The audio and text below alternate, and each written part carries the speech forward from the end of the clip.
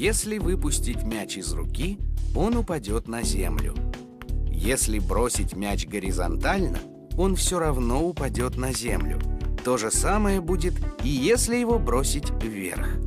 Все это происходит потому, что на мячик действует сила притяжения к земле.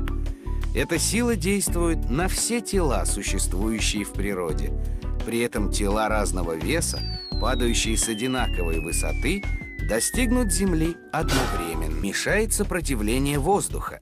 Но если поместить монету и лист бумаги в большой стеклянный цилиндр и откачать из него воздух, а потом цилиндр перевернуть, то оба предмета достигнут дна одновременно. Движение существует не только между Землей и телами, находящимися на ней.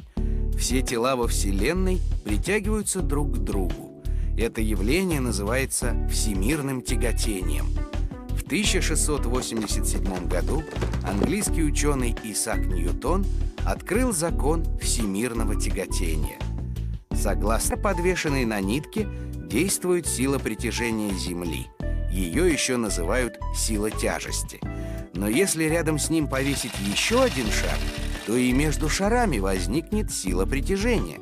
Просто она настолько мала, что мы не в состоянии ее заметить.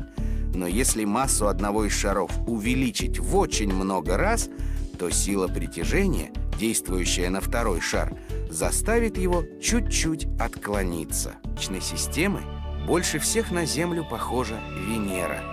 Сила притяжения на ней всего на 1/10 меньше, чем на Земле.